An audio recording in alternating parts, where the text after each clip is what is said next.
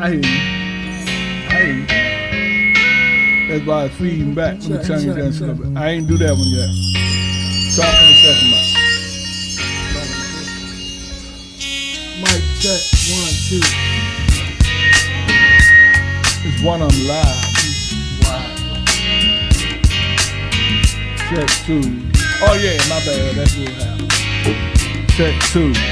So go back and yours. I can tell you something. You remember that, huh? Yeah, but that's the Queen bro. Check 1, 2. Yeah, 1, 2. Alright, Nico, we ready. I wish I could see it. Let me know when you see it. You can ready to go live.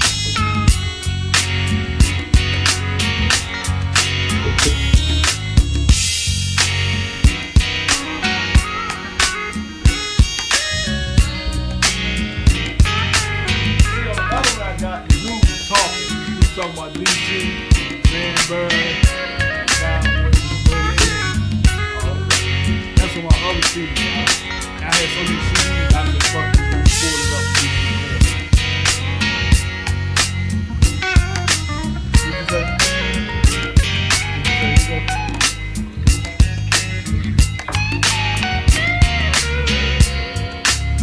Okay, I don't see none of that. You say refresh it.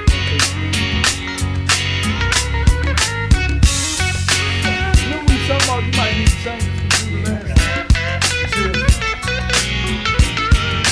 Okay, I might just go to my phone.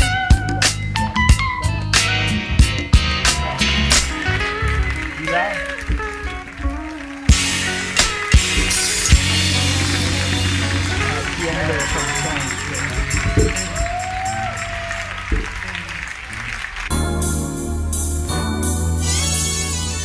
You want a special little shout out?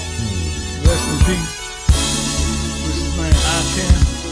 That's how my life, and it's go go. Part of the Queen brother, out of OP Drive. Everybody loves this go go. Got things on the proper, we play something. Get down with this go go. Salute to that brother. Our condolences go out to you. Everybody loves this go go.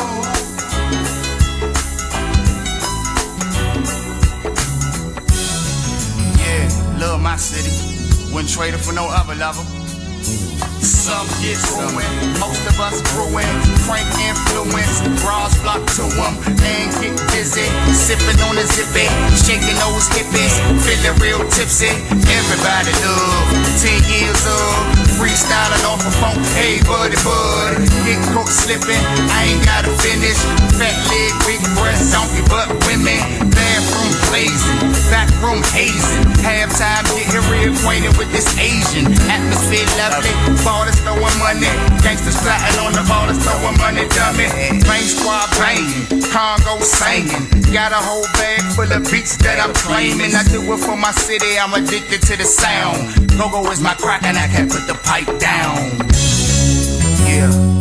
He said Go-Go is his crack and he can't put the pipe down. Just cowbells, drums, and congos. Just cowbells, drums, and congos. Just cowbells, drums, and congos. Just cowbells, drums, and congos.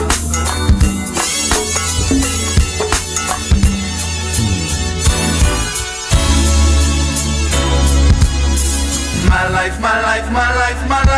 Ever since I was a youngin', I've been in love with the drum thumping and the ringing up percussion. It's me and Go-Go, we go back like Fred Rollo, a baby in his bottle, the clutch in the throttle. I fell more in love in the summer '93 when I was exposed to a back socket beat. The relationship grew stronger as I got older, became way bolder, put it first on the totem. And now it's '96, I'm really into it, banging on desks and making all my teachers sick. I just can't get enough of this cranking stuff. Sneaking out to the icebox, young as a mug. Soon as I graduated, was like I finally made it. 5 nights of the week, no matter who was playing. New millennium came through, I stayed true, 10 toes down. And then we got our own crew, cranking with my brothers, this bag of beats lover. We are Go-Go, you can't take it from us. Just cowbells, drums, and congos. Just cowbells, drums, and congos. Just cowbells, drums, and congos. Just cowbells, drums, and congos.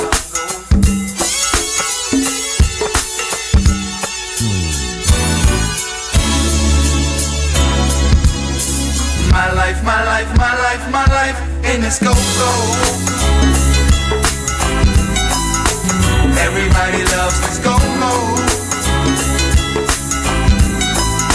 Folks get down with this go-go. Everybody loves this go-go.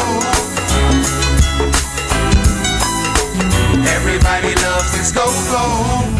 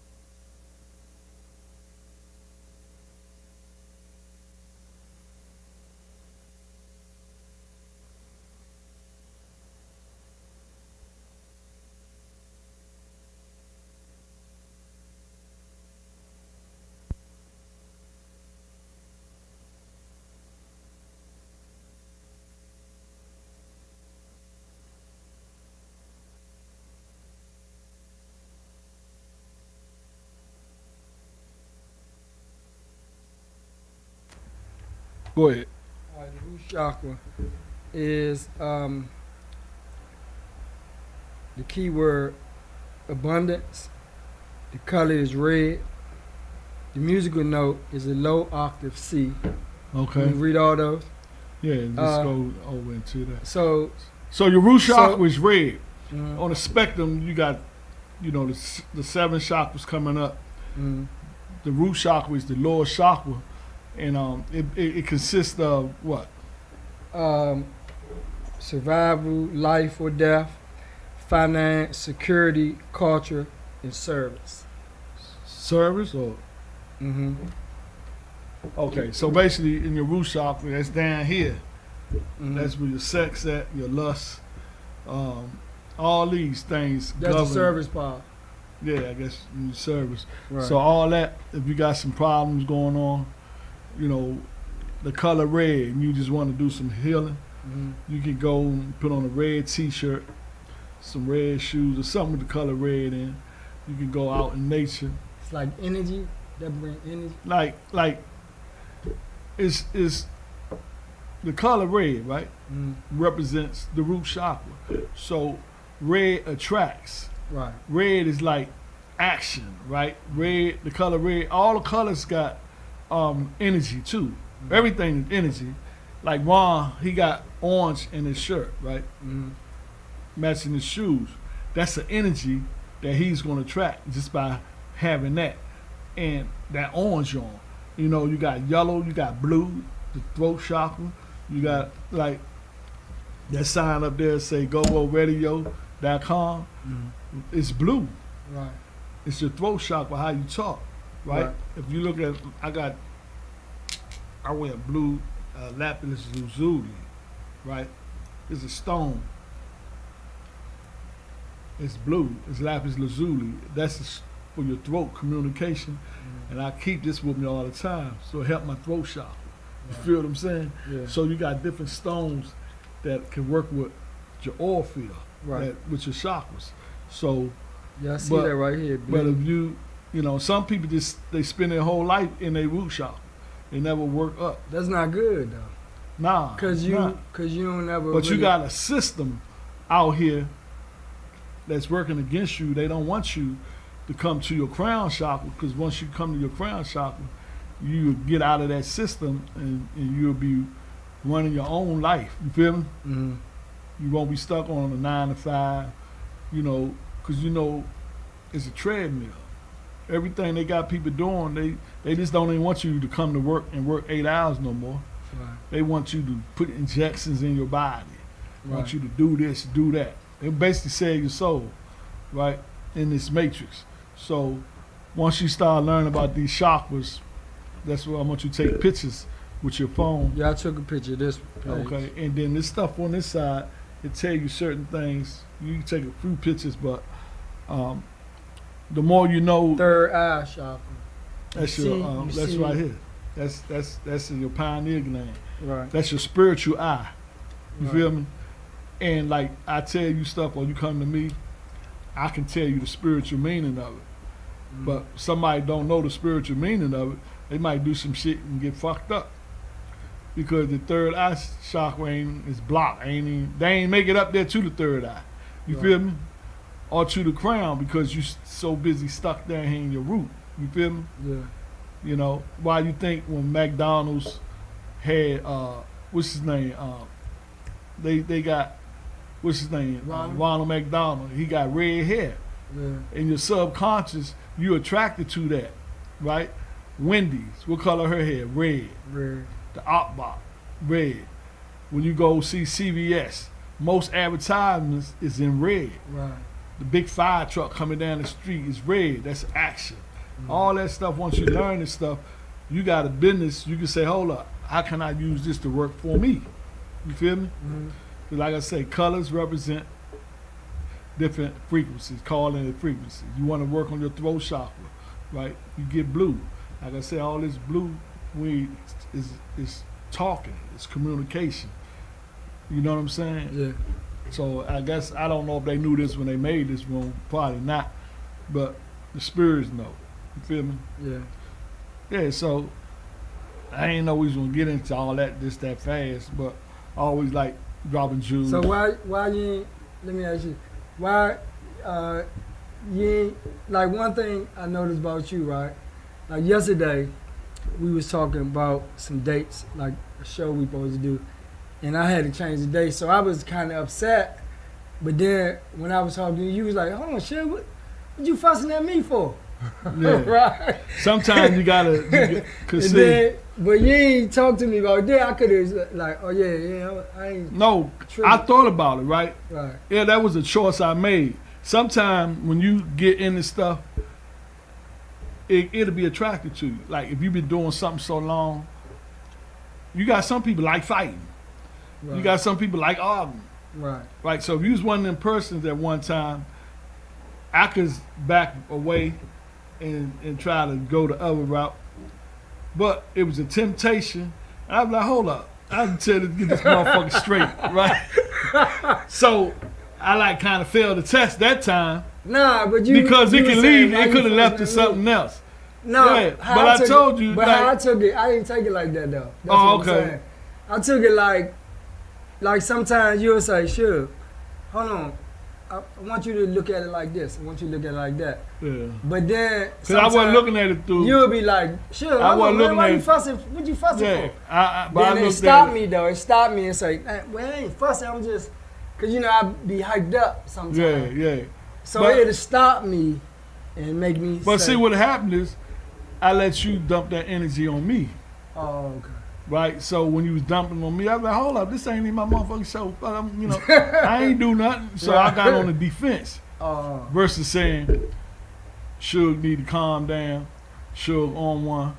Or, you understand what I'm saying? And Right. try to teach you. but Because somehow- sometimes people somehow don't it want hel- Sometimes it helped me versus me getting offended to. because, like, you realize, like, nobody know what we talking about with us. Yeah, but you'll But sit I- back but I- afterwards but and I think say- about it. But as soon as after that, and we talked about something, and I say, all right, I see you tomorrow. I see you tomorrow. Right. Yeah. So I was good. I was just like, nah, I ain't really tripping with you. I was just tripping about the situation. Yeah, and then I thought about when you hung up, I just heated.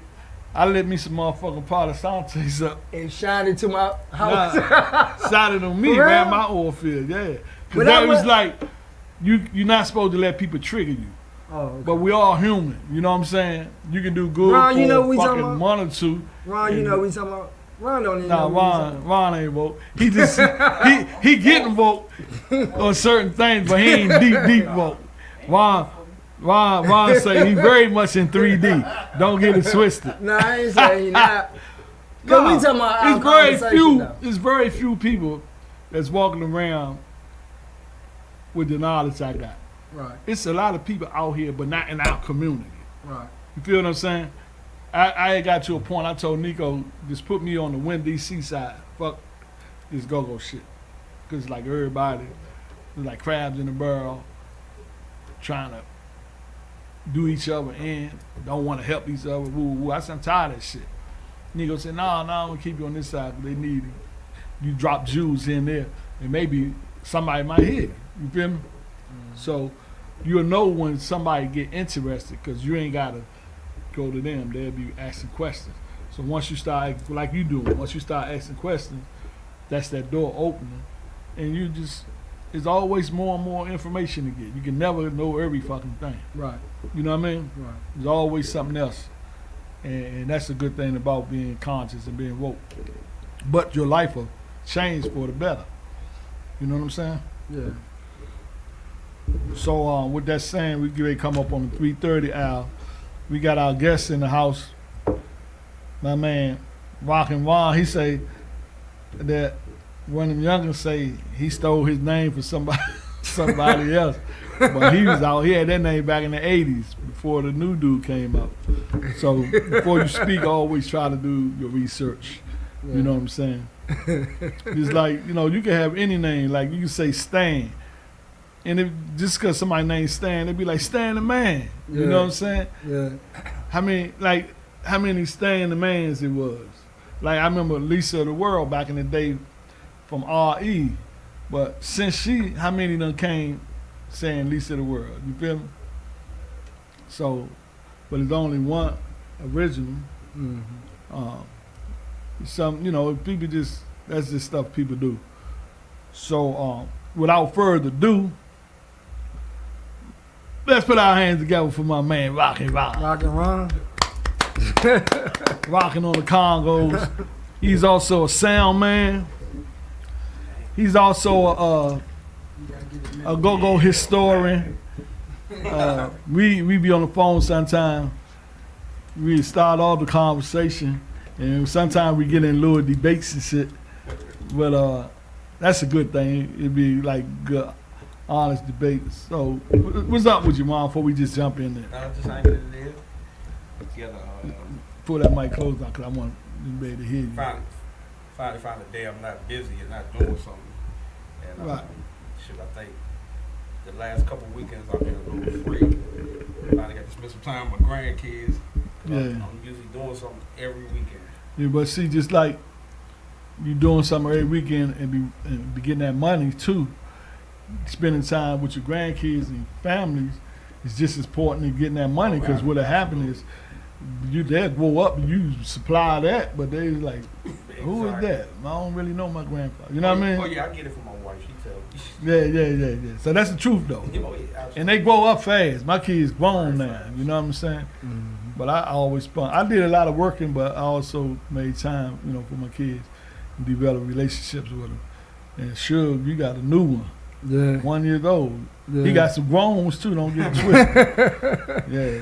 So, with that being said, I asked Ron. He's supposed to came on the show a while back, but like you say, he got a sound company, and he played the Congos for different groups, and he be busy, especially like in the summertime. But he had posted something on his page the other day about the Legend nightclub, and I had responded with some stuff. And then he said something to the effect of, y'all don't even really know why I posted, right? And trying to make it seem like we don't really know, we don't get the gist of it. I say that's just his way of trying to bail out gracefully. But Well, tell us what was that going on. wasn't directed towards you. So when I made the post, Uh-huh. it was more about this person who put that on YouTube, spent time and did a lot of research. And my angle was more so that once we took over a place like the Legend that had history, that we didn't hold it kind of sacred where it should still be open. We should have treated it with the history that it showed that it had, so to speak. So a lot of people were saying the politics of why it wasn't open. I said, no, when it was open, how we treated the place. And because one of the things in the video, she was explaining how it was an upscale place. Well, they had like with Strix or something right around the corner where you can cut up, but this was for like the upscale people, this and that. And before it was the Legend, it was the the Quonset. Quonset. Yeah. And I didn't even know Quonset actually. They had a little stood for- hotel right in the back of the Yeah. joint. But I ain't know it was an upscale joint. Yeah, that's what it was for. It was like a ballroom type. So that's probably when it first opened back in the day. Because you know how black people was back in the day. They probably ain't had a whole lot of stuff. So when they opened that joint, a yeah. lot of knowledge. Across from the Metro, off of Branch Avenue, Right that down little there. parking lot.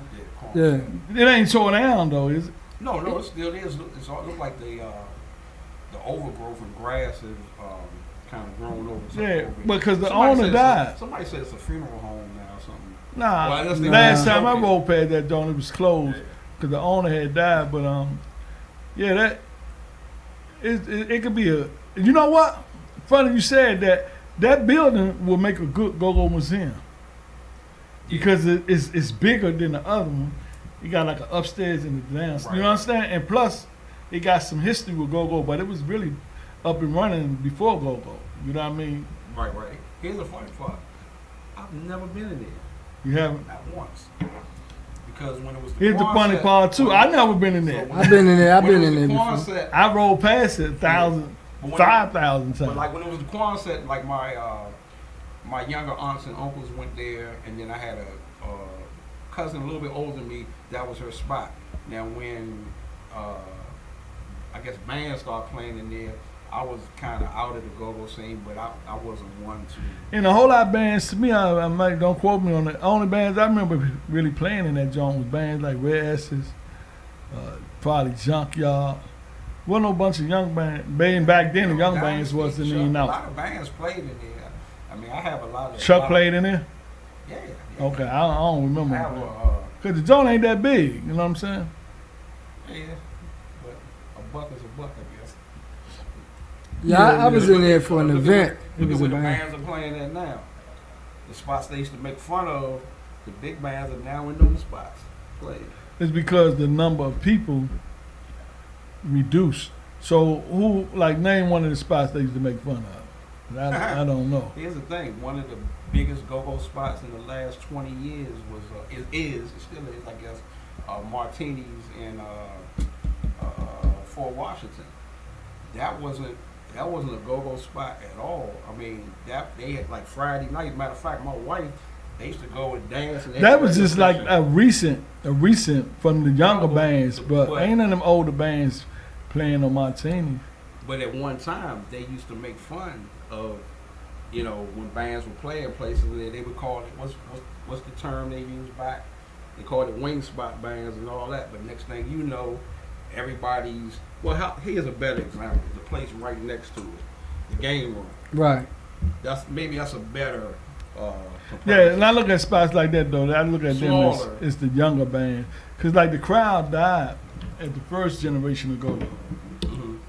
and then when the second came out, the third, we like on the fourth generation Yeah, now. but not that and it the crowd. died. Not that it died. It's just that you get older. You grow up. You don't No, do I'm the talking same about- things, I say the crowd died. So both out. of those The crowd places still died open? out, meaning- Martini's in the game and both of them Yeah, still open? It's actually two Martinis, but Yeah. when I say died out, I mean that it got smaller. Back in the day, they would throw a go-go, and 1,000 people be in that jump. You feel me? No, On a regular sure. go-go, 1,500. But if you throw a go-go now, the numbers ain't the same. Yeah, but alcohol and drinks change that as well. Because you got to remember the bigger spots, Black Hole, they can serve alcohol and there's sodas and chips. Right. So you get 1,000 people. Now, as you get older, now you got people that want to drink and smaller Yeah. parties So and so whatever. that's why I'm just saying, as a culture, it got smaller fires coming out. But I know a lot of people still listen to it and watching on YouTube and the internet and stuff I like can use that. myself as an example, meaning when I was in elementary and middle school, I was all into the go-go scene until I started to play the music.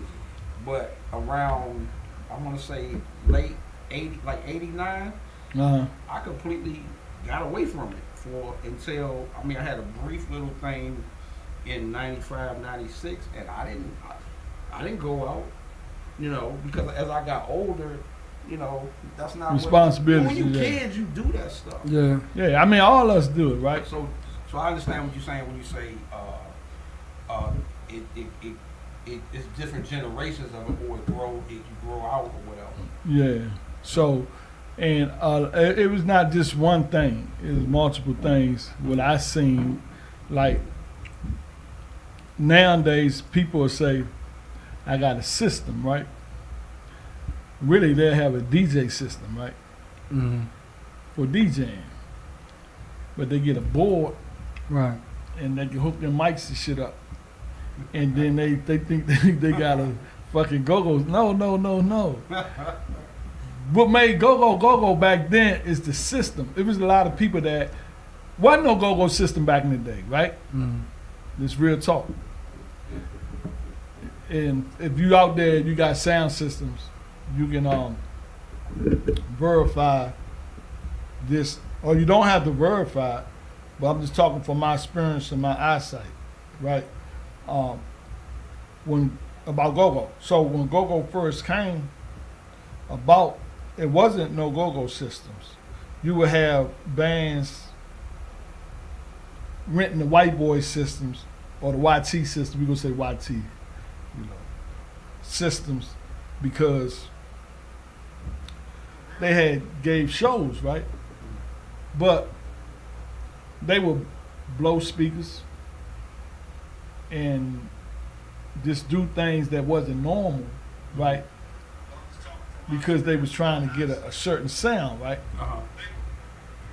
And what happened was a lot of the YTs and sound companies would not want to work with the go-go community because they say they don't know what they're doing. Right. But it's not they didn't know what they was doing. They was getting a certain sound. They was pushing that system. So Rio, that's when he came out, and he was doing the double 18s on both sides, the single mid-range, the tweeters, double track, super tweet. That was the go-go system because you had to feel that shit. And there'd be so many people in the club or outside, and they be hitting it, and they partying, and they go-go, you feel it.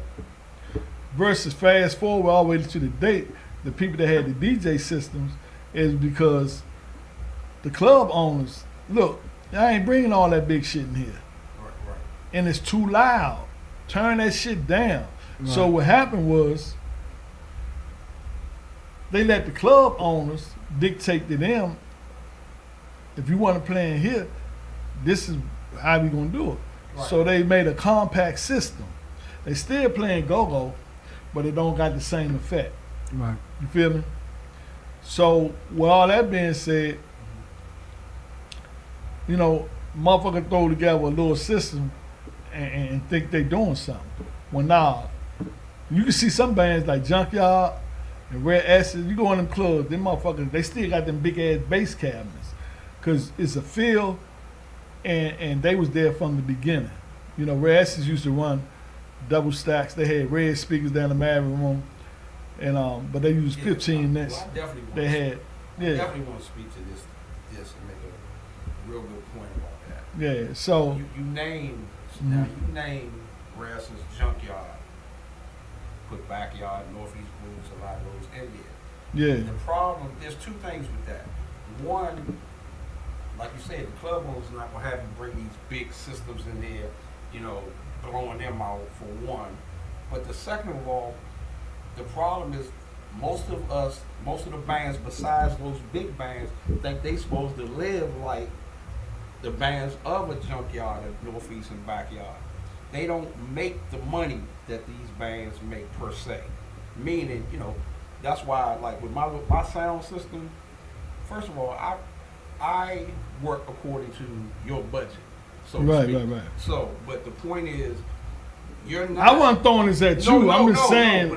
But the it just point came. is, people think, well, just because it's a go-go band, you're supposed to have what Rio and Northeast and Junkyard. No, they demand that because they can make the $2,000, $3,000, $4,000, $5,000. Well, you only making about $1,000. Right. The system costs more than that to bring it out. Mm-hmm. It should.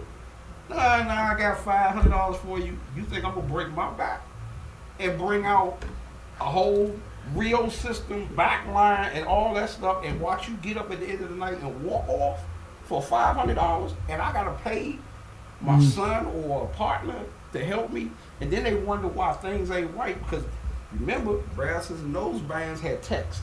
So they had somebody for this, just like at the Howard Theater or whatever. Like the Howard Theater now. Mm-hmm. You have professional sound companies in there, so you got one person just doing the monitors. Mm-hmm. You might have one person doing the mics. You have a monitor man. You have a house man. You think you can get all that for $400 or $500? No. But the problem, when I say with go-go, is that we're so spoiled that we think we're supposed to get that. Not for that money. Well, I ain't gonna really say go because my thing, everything Or it can be is any band. contracts. You whoever I deal with, I always discuss what I want before they come out. But what I'm saying too, you make a valid point, which is true. But it's like everybody is the system. Like I say, go-go is not really, to me, it's compact. Go-go, you're supposed to feel it. And like I say, the bands that been around forever and a day, they know this, and that's why they use what they use. Now, if a person don't have that, that's Because I was gonna say something else, but I lost my chain of But thought. it's again, those bands can afford it. They demand it because they're making whatever dollars they're making are in Right. the thousands. The average band out there, and I don't care who's on Facebook talking about this and fussing, the average band out there ain't getting no more than 1,500 but below. If you want what you're asking for, what the go-go bands did back in the day, the system alone is 1,500. I'm gonna say this too. Should be. It's not. I What's know the it's guy named talking to Mike too that work on your job? When we pulled up on him, he got a Chris. sound company. Chris. Mhm. All right. Chris had some serious stuff out there. When Yeah. we pulled up on him. But check this out. He just him. He don't got no crew. He get there early enough, load that shit up, and I'm quite sure he get what he asked for, Yeah. right? And he tell you, and I talked to him. He say if you want this, it gonna cost more than that, because he got a whole basement full of shit. But you tell him what you want, and y'all come together on a price, right? And that's what it is. But versus, I kind of run into, well, this is what I run into with my sound. I run into a budget thing off the break. So they tell me what their budget is. I don't care if it's $200. Okay, if I agree to the $200, if I agree to it, okay, I'm gonna do it, and I'm gonna do it to the best of my ability. But however, you might get one sub, a top, and something in the ear in your monitors. I should have been at a gig today. Matter of fact, I just saw the band on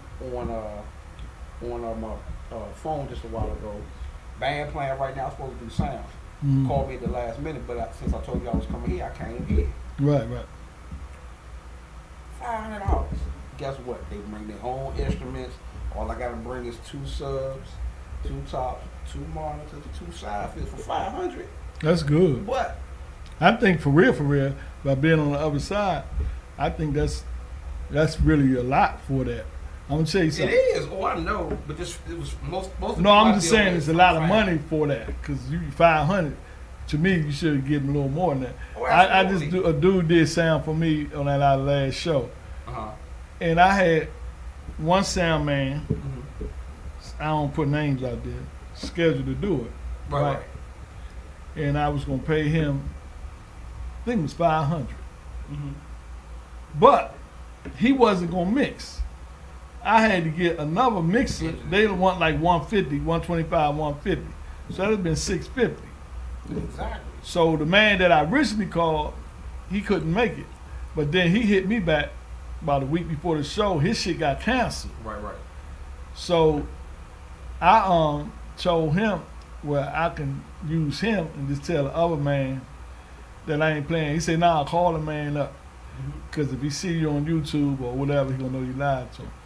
So I called the dude up and I said, look, I'm gonna use such and such because I couldn't find nobody to mix for the price. I'm paying you $5 and then another $100. Right. you But know. see what you're doing? See Yeah. what you did? You're making business decisions for your band. Yeah. Now, talk all that Rio stuff you was talking about before. I'm not saying because since I know your band is not a go-go band, per se, Right. but I'm just saying you're doing something for business. My point about go-go bands in general, if you're not the Rare Essence, they don't, or whoever, they don't have to worry about stuff like that. They're doing the exact same thing, and they're passing it down to Yeah, but let me person, finish saying. but expecting all Yeah. this. I lose so many gigs. Hold on. Right. One more. I lose so many gigs because I've done jobs for people and they go, Ron ain't got enough stuff. No. One, Ron don't want to do not one go-go band unless I know you personally. But the second of all, I'm working according to your budget. So I'm not going to overwork myself with this, that, and the other. And just like you said, the guy got a basement full of stuff. Oh yeah, I got a storage too full of stuff. Okay. And I got partners in the game that if I need something to pit, I go get it like that. So it's not that it's not mine, but it's like mine. Yeah. You know what I'm saying? Yeah, that's what Chip and Real be doing. Yeah. So hell, I can say a name for it. I was gonna use Rio, right? Yeah. Had him booked and everything, but I told him, you know, I'm making decisions, like you say, for the band. He understood, right? But the dude, I told the dude, I said, look, the band that's hiring me, they want to feel that shit. I say, and that little 15-inch woofer on both sides, I ain't gonna do it. And I got to work extra fucking hard Right. as a drummer. Right. I said, I can give you the show, but you're gonna have to bring some other shit. More stuff, right. That motherfucker bought 218 single woofers with the pole, with the horns. I had 2 on each side, not one. Uh-huh. Fucking put a monitor facing the drum, the woofer with the top facing me. So when I kicked that motherfucker, I was feeling the whole stage feel. He brought some shit out that he ain't never bring out. But he say, I gave him $450. He wanted $500. I said, look, you used to charge, listen, you used to charge me $300. So when 2025 rolled around, you say you want a whole another 100, right? So I give you that. I said, damn, you going up to 500. I said, God damn, right? And then on the strength, you called me saying your shit was canceled. I got rid of this and put money in your pocket. So look out for it, bro. So he looked out for me, right? Listen me out, because I looked out for him. But he feels some kind of way because I gave him $450. He said, you got a good deal on this one. I said, all right, cool, right? I was happy.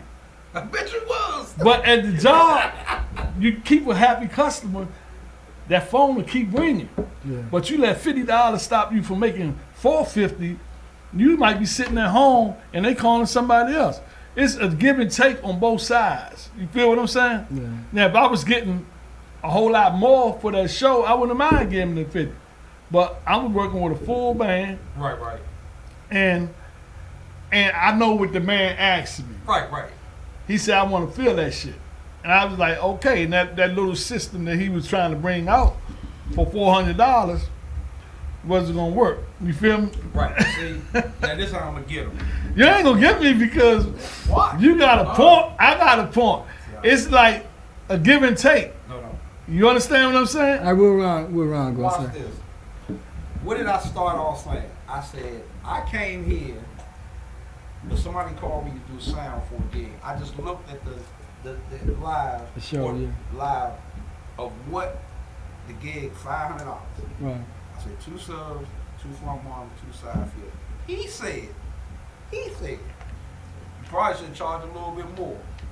What No, I said, you misunderstood. He said that's I a said that's a lot. But I was saying, I wasn't talking about the equipment. I was talking about the money. Exactly. Okay.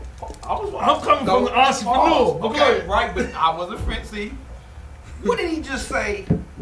And he gave the figure and the number. Yeah. 450, 500. He said, dude bought double 18 tops. He had a sub for himself. He probably had a big band. Yeah. That band I was doing right here was a 4-piece. Mm-hmm. I'm sorry, 5-piece. Sorry, 5-piece. He had like 8 people. Exactly. But that's my point. He asked for more. He get more for less because of business. Yeah. Deal. But what I was saying is this, and I was kind of directing it towards go-go bands, but any band. Most of them cannot afford to pay for the sound if you're talking about what it's worth because of what. See, even his mindset was saying how you gotta feel it. Rio back in the day, all them speakers, and to me, Rio has been a blessing and a curse for so long. Is because people, if it's not big and it's that presence and they can't feel it, they think It ain't no curse. It never cursed. no. In the sense of okay, I would have had a small system, and you said I should have charged more. That dude gave you about what I would have did for 500. He gave you triple that amount from what you said out your mouth. Double 18s and a sub for you. Probably did he do back line for you? No, we had our own That's back good. line. Well, I'm happy for We you. always have our own Right. back. You know that. We But did. the point I'm trying to make Okay, is go ahead. when you're doing business, right? Absolutely. For my band, if we playing in an enclosed place, we don't really need much. And I'm gonna tell you something else. A lot of times it ain't what you need. And I'm gonna give a good example. And I ain't trying to talk down on nobody. I went and mix and mingle. Mm-hmm. I seen Donnell Floor Band play, Push Play. Mm-hmm. And I talked to Al. Al used to run sound for EU. Everybody know Al. Back in the day, right? Yeah. He had that joint sounding fat and tight, right? Mm-hmm. You can understand. It's like clear, but you can feel the thump. You can hear what Donnell was saying. And all that shit when Pam sung. Then later on, I went to see this other band. I ain't gonna say the name because I don't like to say so. But it was the same club, right? Pretty much the same, I believe the same equipment. Yeah. You can feel the band, but you can very barely understand what they were saying. The shit sounded loud. You understand what I'm saying? I'm gonna say this though. So I'm saying the man that mix that shit, you can have this shit and you can bring out a lot with a little system if you know what you're doing. You understand what I'm saying? So it was. But a lot of these It was so-called the mix. mixes, Well, they ain't where they want. They want to say, I got this, I'm doing this, but the that's mix. where I was trying to go. When you mention Al Winkler, you're talking about an engineer. Yeah. You have so many bands out there, but you might only have about a good 10 engineers. And I don't even know 10 of them. No, I know the ones I know, Googly, right? I said Mike. I'm not. Okay, yeah. I don't want to name any names, but I'm just saying you might only have 10 actual engineers at best. It might be more. You might be 10 because I got a few of them in my phone. It might be more, but the thing is, most of us are soundmen. I'm a sound guy. Mm-hmm. I'm a sound man. I'm figuring it out. I am not an engineer. I didn't go to school for it. I mix off of ear and that. But you got to realize too, back in the day, a lot of these go-go soundmen learned like this. But I found out that where Essex sent out of sight, I think it was out of sight Mike to school out Chuck Levins. It was one of them Jones. They still exist today, and they teach you how to run the board, and you can give you a certificate. What's the name of that damn? It's an engineer. Omega, yeah. So they invested in him, right? But you can do sound and learn it. Only thing you got to do is have a good ear, because that dude, I used to see him when my son and them had bands. They called him that Do Dirty. Yeah. And I remember when he first started. And now I hear him today, right? Right. You understand what I'm saying? No, absolutely.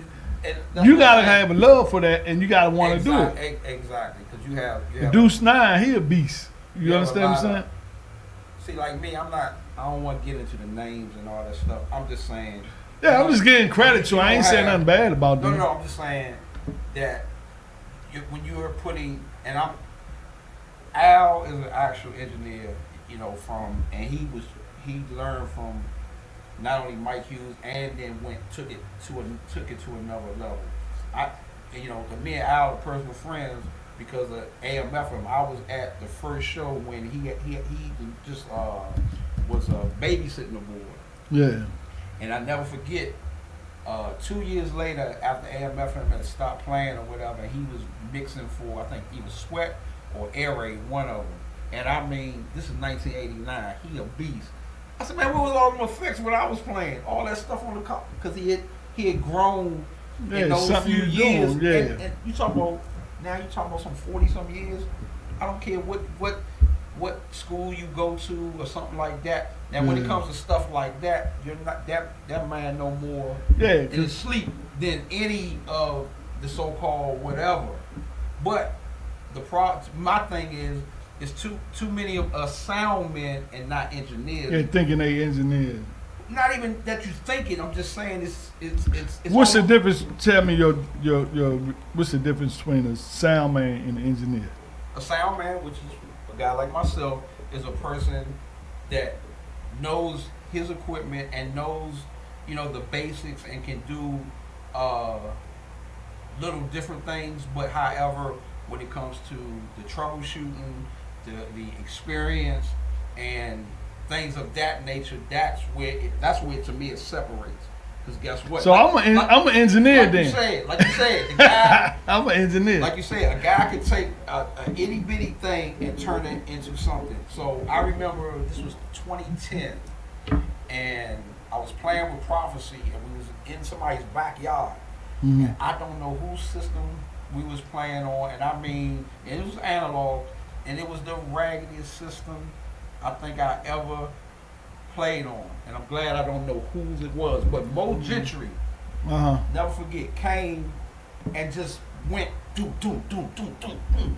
And next thing you know, by the time we played, it was the cleanest. Now, I think some bands may have played after us, because, you know, when I play, once I finish, I go. So I think maybe like some other bands may have played it, but Mo, and it was a disaster. And I watched Mo just do his thing. The average sound man, myself, couldn't do what he did. Right, it's because once you do stuff, you know stuff. Yeah, and right. you learn stuff, right? And you just keep it with you. But I learned these days, people don't want to share information. They don't want to, like, they doing a mix and you come, you stare along them up and look at you like you trying to steal some knowledge. I seen a dude ran the board, right? Because I never really ran the digital shit. I'm analog all day. Right. But the digital shit, I seen the dude won the ball, right? And after the band paid him, after they got finished playing, he took and did all that shit to it, put it back to the, you know, and the next man had to come and figure the shit out. And it fucked up the show because the producer of the show, like, man, why did he fuck up? He was like, them bands ain't paid me. You know, I came and did that. They ain't gonna go off for my mix. And your motherfucker had to get somebody on the phone and got somebody to come out there to do it. I mean, I don't necessarily have a problem with that, because even back in the day, in the 80s and even the 90s, as a matter of fact, the guy that just passed away, I listened to one of his interviews, and he was talking about the guy ICANN. He was saying that in the 90s, when they would come up and they would play on, like, let's say Raster system like that, they looking for a sound man. He's like, nobody back there. But you have to, you know, they've been doing. I'm gonna tell you a trick I know, and they still doing this this. Since the beginning. We used to play. I played with Petworth. Right. And when we used to play like at the Coliseum, cause ain't nobody play on Raster shit. You had to have your own shit when you played down the house. Right. All the bands had their own equipment. But at the Coliseum and big shows like that, everybody would come out the same system. And what they used to do, them motherfuckers, I don't know if they just wanted to keep the power amps cool, as they would say.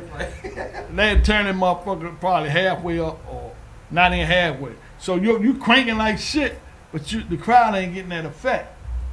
By the time Rastas come on, they turn them motherfuckers up. It's like a whole nother, you're like, what the fuck happened? Playing them little games. That's the politics and go-go. But it's still similar to what's going on now. So I don't have a necessary problem with, let's say, engineer coming in to mix Dynasty, but then Prophecy is coming on after them, or somebody's coming on after them. If you do all the work and you get your whatever you agreed upon, now this guy can come in and do next to nothing and get. But my thing is, okay, that's why I say go fucked up. This that mentality right there. Fucked up. Just hear me out. Just hear me out. It's fucked up. Just hear me out. When you gonna say, okay, I did this, why he gonna ride on my coattail? Okay, you rather the go-go suffer that the other band sound fucked up. The people coming through the door paying that money, they don't give a fuck about none of that. Excuse me. They just want to have a good time and enjoy themselves. But individuals got it so twisted. Nah, I'm turning all this shit down. I don't give a fuck if they get it right or not. You hurting the culture. Right, but then they get up there and say, the culture this. We need to do this for the culture. You can't have it both ways. You understand? You gotta be for go-go right, or against it. And not only that, if you're a big band, I see bands play 3 sets. You can easily get a band come up in there and probably play for free. Just to get on the map with this big band. Right. get their name known. Nah, they ain't coming on. Fuck them. We did our work. They gotta do their own work. For hurting the culture. You understand? It ain't no fucking two ways. Well, you just. So I'm just saying that to put it out there. So I'm sitting here thinking, man, man. trying to clean up that. I heard Don't a forget whole your lot. phone right there too. I know. I heard a whole lot. Like, let me ask this. So, I know, for example, Ghost. Like, I always give him credit, Ron. And not because he's sitting here and can hear me. Like, I talk about him, like, to other people, right? Yeah. And I give him credit because he teach me some stuff, right? As a Musician. musician. I'll teach you wrong. No. I ain't teach you wrong. No, he be like as an artist. Like I never cared so much about the sound systems and connecting with people like you, the sound guys and the engineer. So he started talking to me about not really per se what you do, not you per se, but the sound guys, what those guys do and how they contribute to your band, but like developing like a rapport with them. Cause I never really engage. The sound man is not more important than the band. But here's the. Cause you can play it if you can't hear. Right. You understand? But what I'm saying? I never really. But here's- I knew it was important, but I never really engaged but those here's folks the Right. problem. at first. Here's the problem with the sound men of many of the sound men of today, and it's not just one; it's many of them. They have in their mindset that they're the people come to see them, Right. and I was at Rocksteady said Listen, something like hold that. up. That's the Rock- first Rock- time I heard that. Now But go ahead. Rocksteady said something like that. He said a lot of the sound guys think like they doing more than you. They Yeah. they running your show. He said he had to argue with the sound man to get him to put his congos in the middle of the crowd when he just did when the girl came in on the horse and he was in the crowd. He said he had to argue and damn it threaten the sound man and had to go to the promoters to get the people to do it. But I'm saying it in the sense that, well, here's the thing. I ran into this. I was one of the first guys to do sound at Sobeys, and I never forget. I'm doing it by myself. This white dude came up to me and he was watching what I was doing. I'm like, keep looking at me, and he was like, you know, I can help you with that because you're kind of not doing the stuff right. And so guy gave me his number, and he used to work for. He told me he worked for this engineer. Everybody might know named Eric Harris.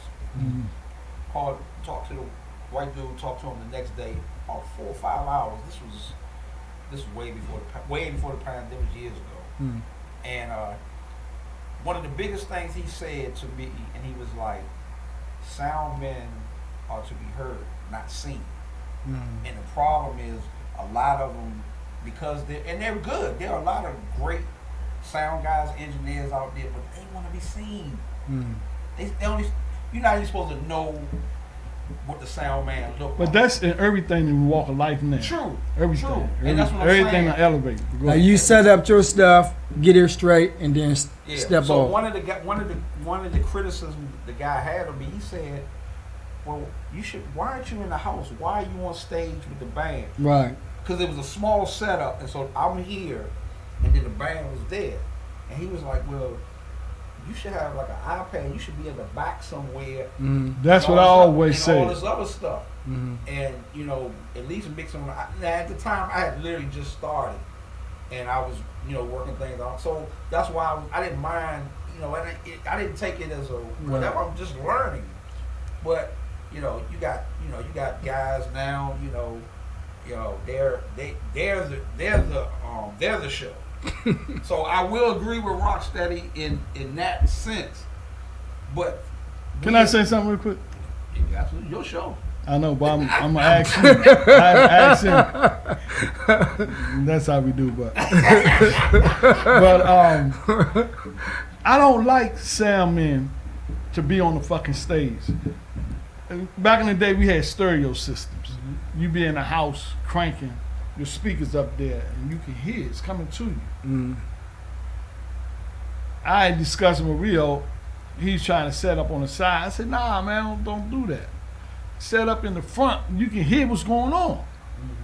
go. I can hear what's going on. How the fuck you gonna hear? You on the side of the stage. He said I can walk out there, listen. Come on. I said that's too much walking. I say, like the sound man I like to use Will. Right?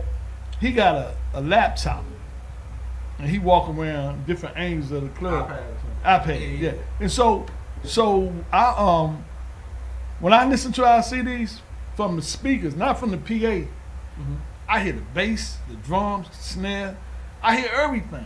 So he got a good ear, right? Even though he like bringing that little shit out sometimes, he got a good mix. So I played with so many PA men, I couldn't get a good mix. They'll want you to get him the little jump you stick in there, you know, and they go home and fix it up and all that. When the sound man of yesterday, you can hear it for yourself. The Owls, the Rios, the who else? The Bens, all them, they hit that shit. So I think it's a gift to have an ear, and just like it's a gift to play drums or the keyboard, you gifted at certain things. So if you got that gift, right, to hear, listen to all them old CDs, and then also the room, like they'd be in the same room. The acoustics. It's not a fair comparison. Though. You cannot compare analog to digital. Analog is best for go-go music, period. Or our sound. I wasn't talking comparing. I was talking about the mix. No, I understood, but again, you cannot. That's like comparing the Ravens to the Kansas City Chiefs. No, it's not. Tell me why. Because it's different musicians, just like you said, different acoustics. One night you might have, for instance, you might have a bass player that's playing extra loud, or how you setting up. Everything it's about how you set up. It's about the room, like this room right here. I guarantee you'll get a good mix out of this little room. But but what you have to compensate for is, okay, let's say the bass man. I'm always gonna go with the bass man because they're usually the loudest, and the guitar man. If they extra loud on stage, now you gotta compensate on them with the mix. Now, and also in today's world, you don't always have a monitor man. So now you got the house. The way you're explaining it, you're not explaining the digital and analog. I was saying what's the difference, because to me, they say digital's supposed to be better. But I hear them old CDs of Chuck Brown, all them old analogs, be sounding just as clear, if not better. I've actually heard the opposite. Them and the people ain't know what they doing as much. True, but I've heard the opposite. Analog is better. I agree with, I'm just saying, but yes, you know what I'm saying? but no, I'm saying, to me, digital is like clear. Yeah, convenience. Digital CDs, is the digital. albums or whatever. Digital is like a GMO. Okay. Analog is like nature, meaning like on a record player, right? You got that needle that go on the record. It's like a diamond cluster. A diamond is a rock. Is a crystal. Come from nature. Well, analog don't come from nature. But let's take it back. I mean, not analog. Digital don't come from nature. But then let's take it back to just the tapes and CDs you're talking about. Now you ain't have as many. No, CDs is actually like going toward digital era. No, I know, but I'm saying even. I'm talking about vinyl. Yeah, back versus, in the day. Yeah. Or tapes or whatever. Yeah, Go-Go was on vinyl. I got some Go-Go tapes. was on vinyl. Yeah. It wasn't no cassettes. It was cassettes, but it wasn't no again, CDs. It's the market today is so watered down. I'm not even just talking about Go-Go. I'm talking about bands in general. Everything watered down. Everybody that we're in a different time now. So guess what? You're not gonna always have the best of the best engineers, nor are they going to have the time. Because guess what? If let's say if I was your engineer and I was strictly working for you, that means I would be at your rehearsals, at all your shows. All I would have to concentrate on is perfect peace. What you had back then were dedicated people to dedicated bands. Everybody now jumping all over the place. So the only people that's really surviving that's really good are the actual engineers that can do it. But here's the thing, even one of the engineers that you mentioned, I've listened to several, and I mean several of his mixes, and he makes every band sound exactly the same. You know what? So does that make that means he's a good or great engineer? He knows what he's doing. But now everybody sounds the same. And one of the things one of the things back in the day was everybody from the 80s said the same thing.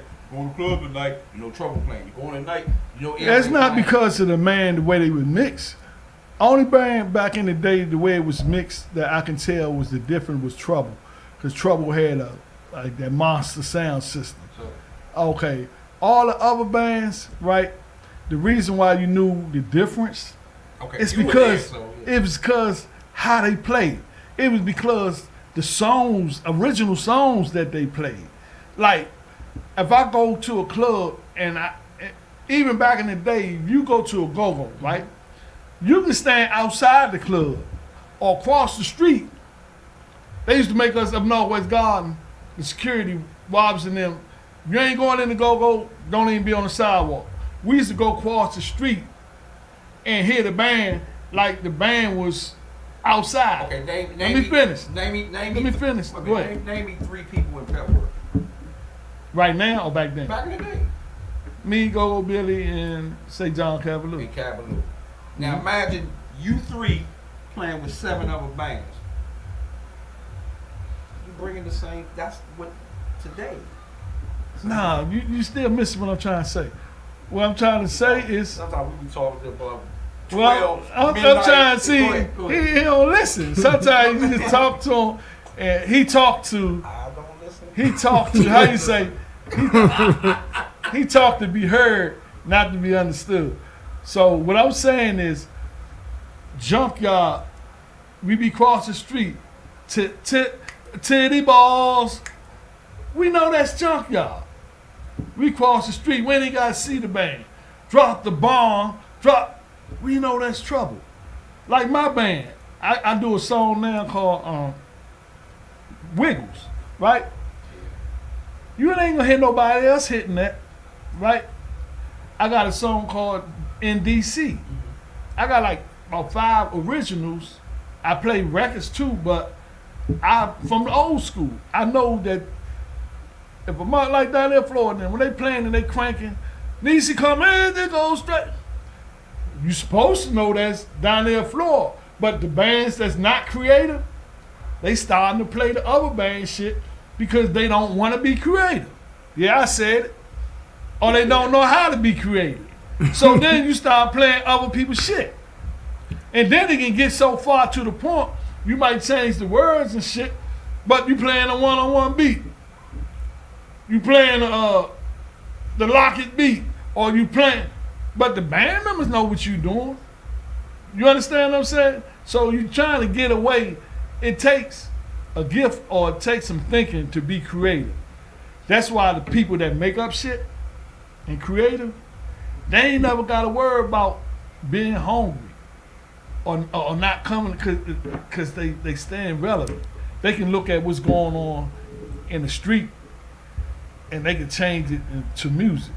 Or they get to hear, like somebody might say something slick, something new. And they be like, say that again? They know that's something new. They go make a song about it. Then everybody be on the radio, damn, that's the new junk right there. I like, you understand? But part of the reason of what I was just saying, that you said I didn't hear what you were saying, is adding to what you're saying. Meaning, if you have several members that's playing in different bands, they're bringing that same sound. Now, your example about but you said the sound man. That's what I was trying to get you straight. Again, that's part of it. Because a good man, a good sound man is a good sound man. It's still part of it.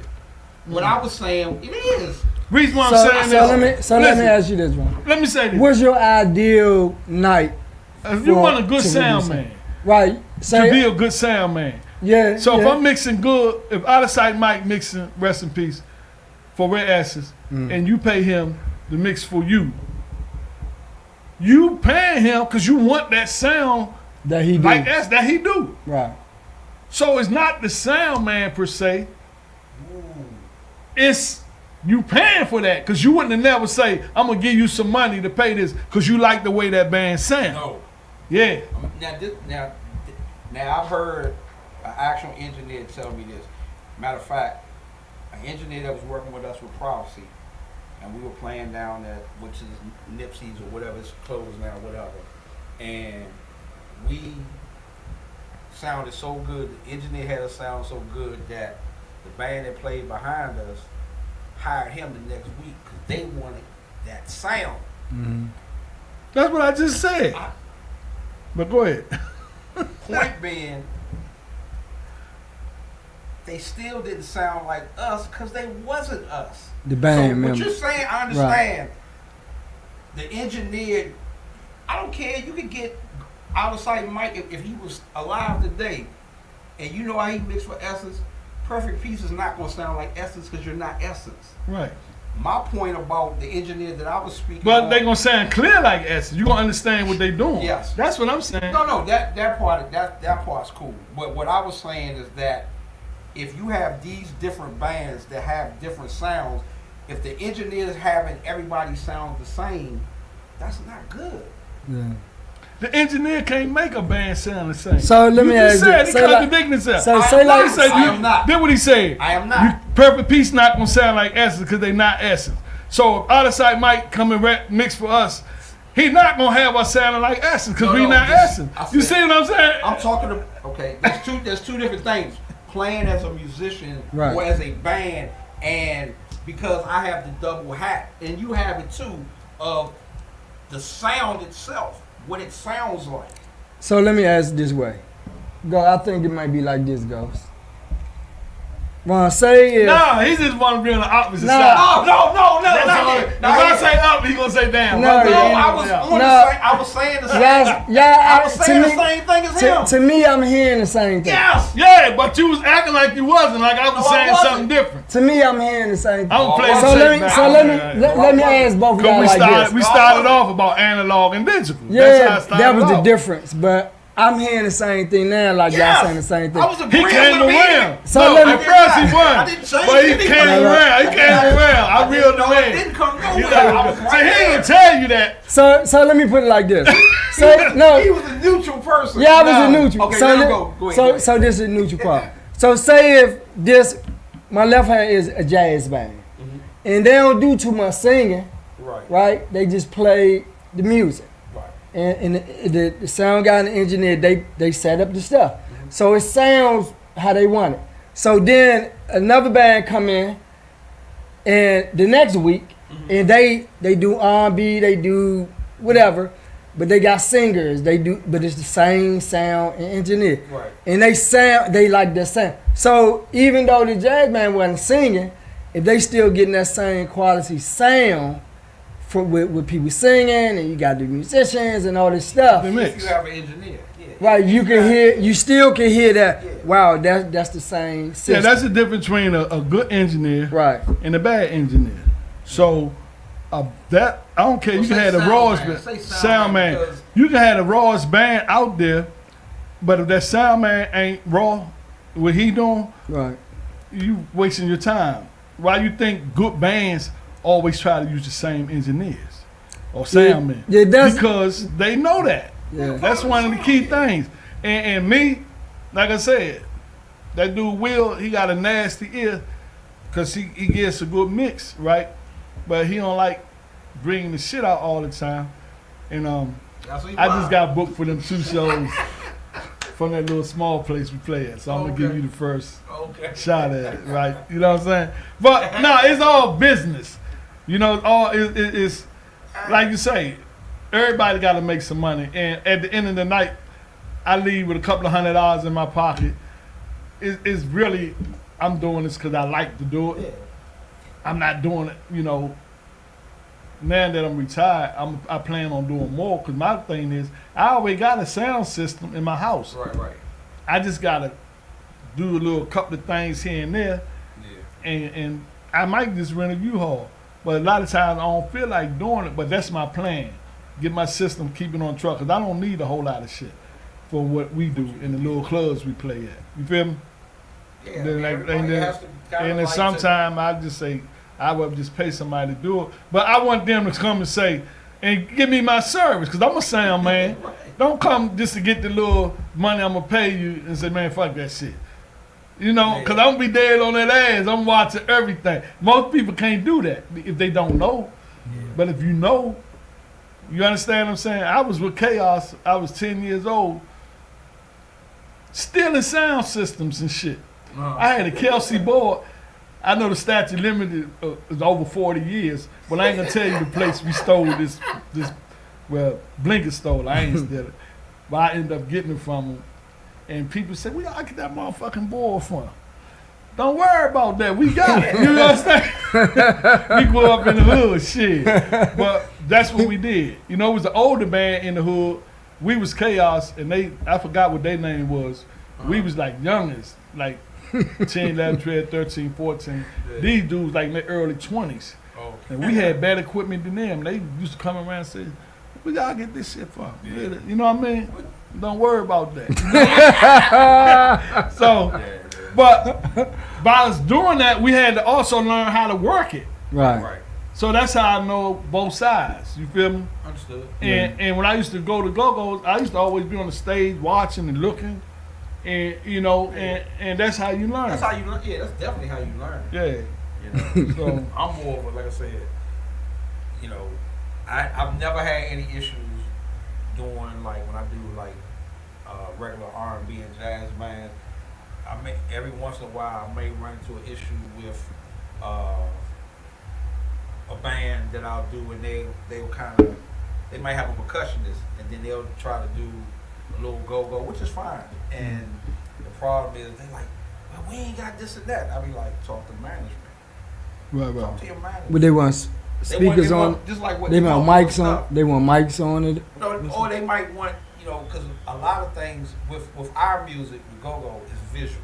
Right. Like you can't go wrong when you see Rio, the 1700 eight speakers and all that stuff, man. And so sometimes they think, well, you can't do nothing with this little bit of stuff, and I'm like, well, understand.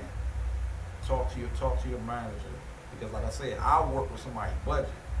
Like I said, I won't say no, and I'm not gonna compromise doing my sound for it. Let me ask you this, because I done been through some wild times in go-go. I seen niggas sound man get their ass whipped at a go-go from some youngins. For what? Because they so-called fucked the sound up, and they ain't get the band the sound they wanted, and the monitors shit squeaking or this and that, and they paid that money. I'll admit. I done seen this wasn't recently. This was like about like in the years ago? like in the 90s. And I'll admit that's one. I seen Bob with people. Bands, I seen Bob people cut head get knocked, slammed, fucked out because they fucked somebody's shape up back in the 90s and shit. So basically what I'm saying is times have changed. Oh, I don't think so. I'm just saying. That's why, look, they not on my radar because certain bands you don't even mess with. So you gotta bring that thing out the house. Like you see me with Ghost when they play, I saw y'all, and you play with them, right? So with my band, we don't, like we do rock. Our next show we doing some rock. We open up with rock, right, Go?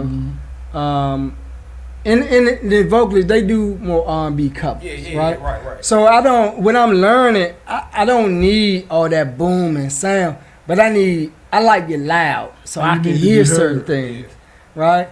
And then my hand be messing up. Yeah. But a lot of cats they play, and they gotta have stuff in their ears. Yeah, I might have to get that now, cause but you know, when years ago when I started playing soprano sax, and I was with the guy at Chuck Levin's. Whenever I hear Chuck Levin, I think about that white guy. He told me, when you play the saxophone, start wearing some earplugs, because eventually it might mess up your ears. Yeah, I got hearing loss now. My mother used to say, turn that damn music down. Yeah. You gon' and she spoke that stuff. So right now I got hearing loss, but I can hear. I can hear, but I got to turn my stuff up. I hear a constant ring in my ear all the time. But some people told me that was spiritual. it's some other stuff in the spirit realm. You hear ringing all the time. I don't But hear like it all right the now, time. I can hear ringing in my. I don't hear it all the time, but I know I wanna do I gotta this. get treatment. But I want you to. We only got a half an hour left, but What go we ahead. got? I don't What want time? to spend this whole No, no. time on Talking about sound sound. stuff. But All right, go ahead. So I just wanted to say like what I prefer, right? But I'm learning some more stuff. That's all.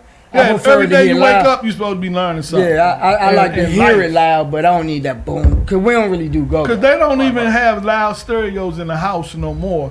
Everybody on the computer and headbud, which is to me is bad. Because when you play music in your house, it's a frequency and it's a vibration. And you can uplift the music in your house just by playing music through them speakers. You can change the frequency of the house. Yeah, I play. But all I that play was, it through the all speakers that in was my done house. by design. Yeah, I do it through the They speakers. want in you my house. depressed. Yeah. They took all the bells. Remember, we grew up hearing Oh, church yeah. bells in the community. Yeah. Them bells sending frequencies out, and frequencies calm you. Frequency, everything is frequency, and you will hear that throughout the community. And back then, the crime rate was down. The ones that still got bells don't even ring them. I don't know if they passed the law or not, but the crime rate is up. Like the tuner. Yeah, so sound therapy. I don't know if you ever heard of that. Yeah. Just like it's a therapy. Just like you go to get healed. I can take if you got a headache, one of my tuning forks and put it right there. Yeah. And hit that motherfucker and it's gonna send frequencies all up in through here. And it's gonna move the sinus. You feel me? And it's gonna move it. So that's you ever see people go and they had them big sound bowls hit boom Yeah. and you put it around. You can that shit they call it sound therapy for a reason. And you got aromatherapy. You got herbs out here. I burn an incense every time I come in here, and I take this Palo Santos, and I walk around this whole place. Cause the I spirits be needing that when I that come don't around. like the smell of this and don't like the smell of sage. All this stuff been around since Jesus Christ, the Bible days. Yeah. You ain't think they doing that just to be doing it. So you got aromatherapy that deals with the smell and different herbs you can burn. So all this still related to sound too. That's good. And sound therapy, right? You can pull it up on your phone and get 300 something hertz, 500 something hertz, and listen to it through your phone. But ain't nothing like the real thing. You got them bowls and them pitchforks, and they have them in the hospital. They doctors and shit know about that shit, but ain't no money in the healing. Right. The money is in the comeback. Right. Keep you coming Therapy. back. Yeah, they ain't trying to heal you. You got insurance, they gonna milk you as long as they can. So that's the difference between natural, right? Natural is always better versus GMO versus acidic. That's where cancer comes from. You eating acidic food. You got acidic food and you got natural food. You got Alkaline. alkaline and natural, same thing. Right. But you gotta really stay with the alkaline. But it's hard for people to do that. You know, you cooking, eating meat every day, and you frying that meat in grease. That meat take 3 to 5 days to break down, and you eating it every day. You ain't getting the chance to break down. That's why the colon and shit get full up. And then guess what? You got parasites in that motherfucker. The parasite got to go around. Your body is like a galaxy. That's why they say you your own universe. And the motherfucking parasites under the telescope, they have eyes and teeth and all that shit. And they look like demonic spirits and shit. So it's a whole lot to it. That's why I say when you get conscious, it's so much, you ain't gonna learn everything. But the better you learn, you'll stop eating certain things. You'll stop doing certain things. Because that's when you start going for them chakras. You be coming up. And the goal is to get to that crown chakra. But guess what? When they did the jabby jab, y'all know what I'm talking about? Mm-hmm. What they call it, the coronavirus, right? If you look up corona, like the beer you drink, on they bottle, they got a crown on that motherfucker, right? Yeah. So what they attacking? Your crown chakra. You know what I'm saying? And I lose a lot of people, but that's just what it is. So you gotta wonder why these people want to do this shit. Is to keep you from raising to your highest conscious. Because that's your God conscious up here. once you reach that, you can speak shit into existence knowing. That's when they talk about, if you look at Oprah and all them so-called rich people, when they start talking about that thing that came out, The Secret, Right. because it was a secret. But now in the age of Aquarius, anything you want to know, you can Google it now. But you got to watch Google too, because they switch shit up on you. Get your old dictionary. I got a bunch of old dictionaries. Yeah, because they had changed words. Back in the day, gay used to mean happy. And before that, it meant something else. But what it mean today? Right. You feel me? Yeah. Yeah. So, I don't even want to talk. I mean, we just got into sound because he's a sound man. So Congo, he's a Congo player too. And he also be around bands, and he study bands. And the thing I do like about him, he admit that he don't know everything. Some motherfuckers ain't even gonna admit that. They don't think they know everything. You know what I'm saying? Yeah. So, give me your opinion on Go-Go today. It is what it is. It's just like a lot of other music. It has not evolved probably since the 90s. Long ago, every 10 years, music would change, no matter what the genre. So, perhaps the go-go from the 70s changed to the 80s, 90s it changed, sort of 2000 it changed, and kind of stopped there, in my opinion. From 2000 to right now, it's about the same. So when you say from 2000, it changed to what? You mean in the bounce beat? Well, I guess. What you mean? Well, I guess, and I wasn't here at that time when Mice and the Hip Hop started. When they started that kind of that style of, I guess, Kind of grown and sexy. grown and sexy, and then of course somewhere along the line, I guess the bounce beat came into The bounce beat came in with the younger generation. I say like or first, whenever, the third generation. But however, what I'm saying is, since that time, it has not changed to today. If you listen to most of the bands, I can pull out. But you think it should change? Huh? Me? I'm just asking you. Do you Do I- think Oh, I it thi- should change? I thought he said shit. No.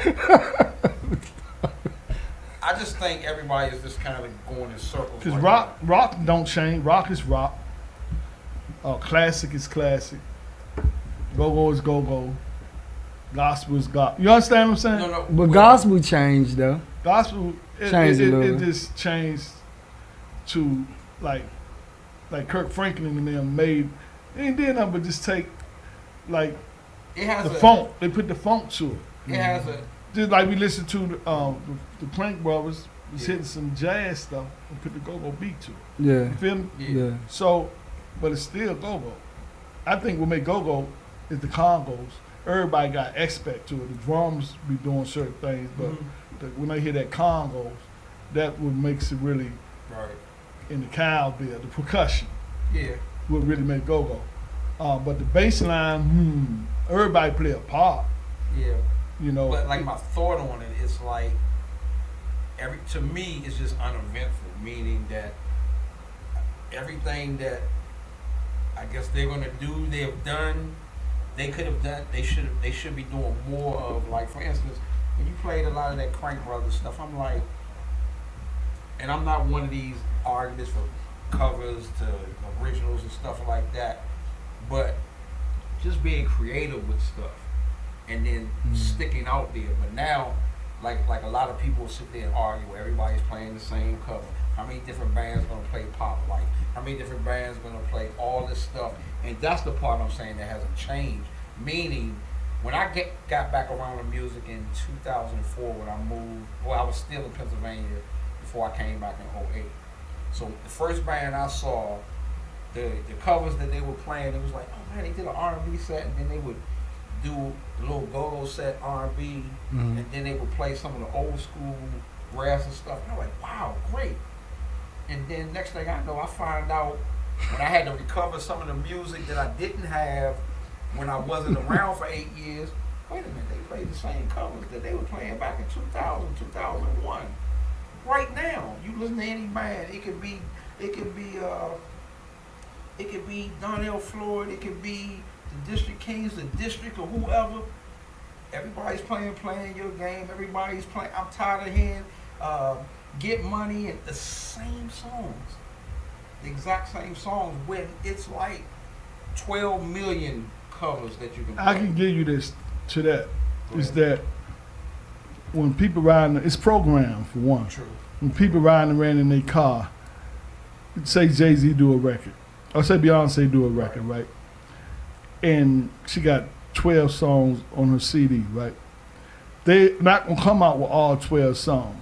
They're gonna come out with whichever one they want to push first, and they might push that for like 6 months before they push the second single out. So people riding around in their cars, hearing that shit, and they gonna want to play it. So that's why they play it. They ain't thinking about what that band doing over there. But when my son and them had the band H2O, I would never want them to play that because I know everybody else playing. I said, listen to the album, and I would go and listen to an album, and I would pick a song. Nah, don't. And it was one of them songs they kept saying no to. It was an Usher song, and it became a big hit, but everybody was playing the first single. Mm-hmm. And then at least one of them came back and say, damn, Mr. Lawrence, you was right. You said that you wanted us to play that, but we didn't want to play it. Now y'all want to play it because everybody else playing. Here's the funny part about what I just said. When I go to these venues, whether I'm playing the songs or I'm doing sound for the song, what still amazes me, so no knock to anybody that's still doing it, as soon as the band hits those same tired songs, the crowd that's there, whoever they act like this is the first time they heard it, they love it. So I think you're right in the sense that it's something. It's giving them something. But I'm gonna tell you the something. I'm gonna tell you what the something is. It's like a trigger. Okay, say when you come down the aisle and you be at the store and you see cereal, you might see Lucky Charms, Captain Crunch, Tony the Tiger, whatever. But if your mother used to feed you Captain Crunch, that became your favorite because that's what she fed you, right? Right. So fast forward, you stop eating it, whatever, and you come down, 20 years later, you come down the aisle and you see Captain Crunch. You gonna get it? It's going to trigger you. Yeah. Because you've been programmed. Like Vibe Band, I remember Dirk, before he had this band Vibe, he had old hits he used to hit. So sometimes he stopped playing them hits to stay modern and with the new hits and stuff. Yeah. Then every now and then he'll go back and play some of that music when he played. Just like if I hear Red Essence hit Take a Little Ride Through the City, I'll be like, damn, you know what I mean? No, I understand. Oh yeah. So and it'd be like the first time again. But or even one-on-one. Like I always say if I don't hear it one more time in life, I'm good. Right? Yeah, for real. But when I do hear it, you know what I'm saying? It grab you back. Yeah. I think everything is a memory. You sell in a memory. And see, one thing I want to say about, because I grew up in D.C. And I lived in Philadelphia also, but in D.C., Ron, what I noticed from living in D.C. and working in D.C. and being around the communities, and I don't really think that's a good thing. I'm going to say that, right? I don't really think that, and I'm not going to try to be negative, but I don't think this is a real good thing. Like, you could be so conditioned and so programmed that you can't get out. Like, you can't go further. You can't transform yourself to something else. And then, but because of music, you can say, oh, yeah, we used to listen to that like that. I think the problem with the community, too many people in the community, they stay conditioned right there. And that's all they want to hear is that, what they just heard. That you hear and say, oh, they still like that. Because they never got from that. They come waiting to hear that. Because they ask, can y'all play that?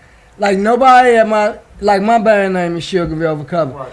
like I can hear some of the stuff the people are saying, but if I hear somebody suggest, like when we played, so my band played, but Ghost and some of these musicians come play with us. Right. You hadn't seen us yet. Yeah. So sometimes if you see me with Ghost, I'm not playing with his band, like some of them playing with us. But this lady came up, we was doing a party where it was all that water ghosts. I forget the name of the place. Some show. And the lady came up and said, "Can y'all play such and such?" No, it was it's straight out Mills Point. Something. So anyway, I think we were taking a break, and the lady came up to me. I was adjusting something, and she's like, "Can y'all play something?" I said, "Oh no, baby. We got it. We got sets that we prepared for."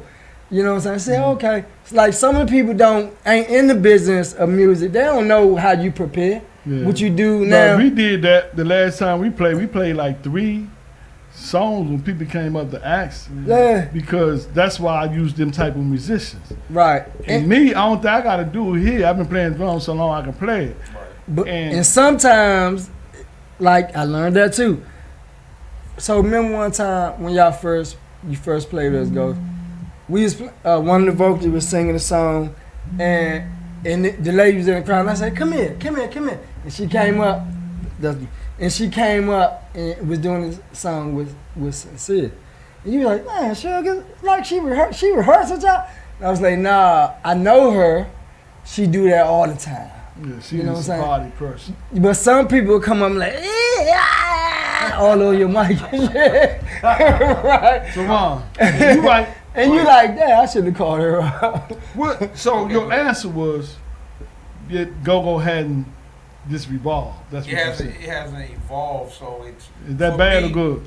For me, it's bad because I started out with the music as still a fan. As a fan, I was a collector of the music and stuff, and I have so much of it. But when between 2010, I'll say 2013, and now I got so much of this garbage. I call it garbage because I can pull a multi-track out from 10 years ago, put it in, I can mix it down, put it out there, and you think it just came out yesterday. Meaning everybody is playing the same songs, and then with so many people switching bands, you got Rare Essence, 911, Familiar Faces, Still Familiar. You got all these bands, derivatives of the same band or coming from the same band. So just like your example about Straight from the Bar, now I don't know when he came up with that, but you be like, okay, you think Donnell Floyd, people are copying it. Well, Rare Essence plays that. What? Maybe not. When they come in, no, they didn't. Rare Essence don't play that. They still do plenty of the songs that he did when he played with. And that's because he the one brought them songs to the band. What I'm saying is that they still that's play. Just like look at Prince. No, Prince made so many songs. If he goes somewhere else, he ain't gonna just throw away his music. I wasn't saying that. Yeah. I was saying my point was that now you got 2 bands that's playing that. Now you got 3 bands that are playing it. These bands today are doing it with the same covers because they're using the same musicians and sometimes the same artists. Special guests, so and so. I've seen, for example, I've seen one singer jump from at least between 10 different bands in the last 10, 15 years. Is he doing any new songs? No, he's doing the same songs. Musicians, just like you said, they learn, they play what they know. Mm-hmm. And most of the time, the singers are going to play what they know, and then they'll also pick songs that maybe not on purpose, but pick some of the same songs everybody else is doing. Everybody sounds the same, and everybody, so it's not evolving because everybody's pretty much doing the same thing, jumping bands, this and that. It's not about crank, because guess what? If my old ass can come out of retirement from 15 years and can play with these same jokers, that's way above me so far. Well, I'm gonna say this to that. This to that is every Saturday and Sunday, motherfucking go-go's is everywhere. Yeah. People is making money, people is eating, and that's the truth. I'm not just saying it. Now during the week, you know, Rock Steady Project last Friday, they hit Mix and Mingle, then went down to this other joint. They played twice. Then the next day they played, and then I'm just saying they was just at the comedy club, right? Down there Ford played outside somewhere today, and he played at night. He played Friday night. So what I'm saying is, and all these promoters, all these go-go's coming all the way to November outside. It's working. It might not be, well, woo, woo, woo, but then I'm going to say, say for instance, Sugar Bear, like when he played with Vibe, right? He not going to come play Vibe stuff. He going to play his stuff, right? Because that's his music. That's what he known for. So I ain't talking about all the so-called little people. I'm talking about if Chuck Brown was living, if he come and get on the stage with somebody, he gonna play something he known for. Yeah. B.B. King, he gonna play something he was known for. That if you come out with some hits and you go and play with somebody else, they gonna look for you to do. That's just what it is. Right, That's what you do. And if they hot, they gonna be everywhere. Just like that man came out with Boots for the Ground. He had that high song. He everywhere. They not looking for him to play some other shit. They looking for what he hot for. Right. And that's just music. But that makes sense. Wait, Yeah, I I'm agree. just That telling you makes the sense. truth. Yeah, that makes sense because it ain't really. It's how I you got- look at it. I- You it can ain't really look at what the the glass people- half full. It ain't or really half what empty. they want or suggest. The audience what they suggest. When they see you, they know you for that song or Yeah. what's popular for you, Or a couple and songs. they expect you to sing your song Yeah. versus you doing somebody else's music. When I see Winksy for back there, I love to hear him say, I heard it's the ball. You got it going on. Give me some of that. And everybody know it, right? I'm not going to look for him to come up there and say, But the one-on-one. But Right. then, You understand what I'm saying? Even to that part, but you'll have him get on stage with, for lack of whatever, the A-Team and do those same hits. He'll get on just like Because they is hits. they're doing a combination of the same He thing getting with paid. different bands. He getting paid. And he getting the people what they want. As the song say, God did give the people, give it up. Give the people what they want. Yeah, you ain't You know know, he sing, Ron. You ain't know Then he- if he go singing somebody else's shit, he go get somebody else's song. I think some people just wanna It was you remember, I don't know if y'all remember this cartoon called Gulliver Island. Gulliver Island. I It was a remember. cartoon, but they were stuck on this island. Gilligan. And Gilligan's no, Island. not Gilligan's. Gulliver. Gilligan was was the real people. Oh, Gulliver Island was a cartoon, I ain't never heard but of they was on this island, right? mm. And no matter what, it was just always just one dude. We'll never make it. I don't give a fuck. They Oh, I came know up what you with talking about. ideas Oh no, I know what you to talking get about. off of that island. I know what you talking about. He'll come with that bad energy. We'll never make it. So I said all that to say, you got some people, when go prospering, here they come. We'll never make I remember it. that now. Yeah, I you know what I'm saying? And that's just them. You got to accept them for being them. So what? So maybe I have to ask you the question because so your position is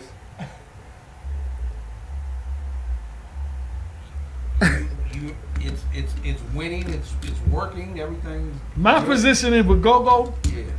first of all, go-go is music, right? Music is a living entity. God gave us music. Just like you breathing and you're alive, go-go is his own entity. Y'all probably ain't read this nowhere. And if you treat her right, she gonna treat you right. If you got that, man, I make it. Oh, you just sit up and say, I got all this music at home, piece of, did you say a piece of shit? What you call it? What did I say? Garbage. Garbage. And you say, I call it garbage. You talking bad about music.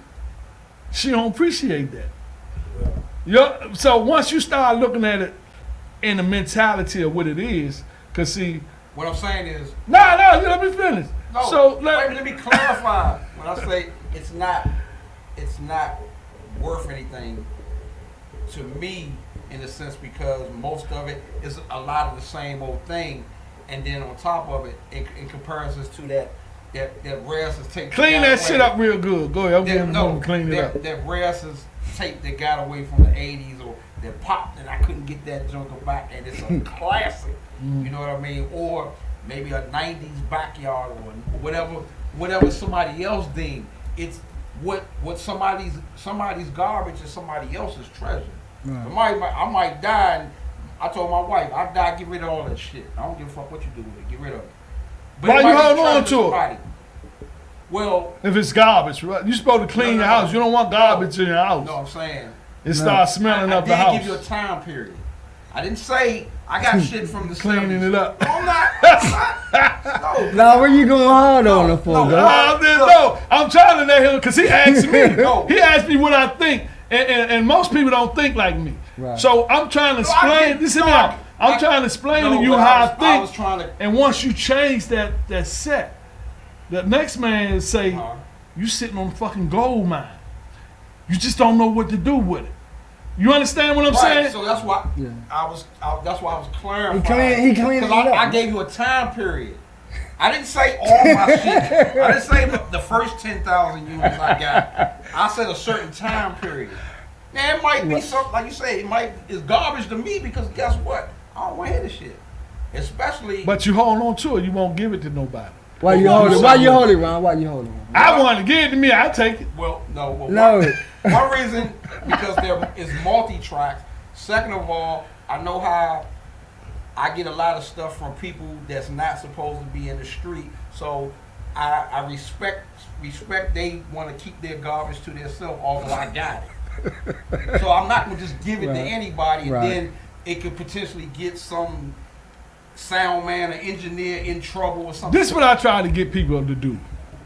I interviewed this guy, and it ain't come out yet. 'Cause I got a show called DC's #1 Go Show. It's basically like doing documentaries on individuals. Right. And he said something bad, right?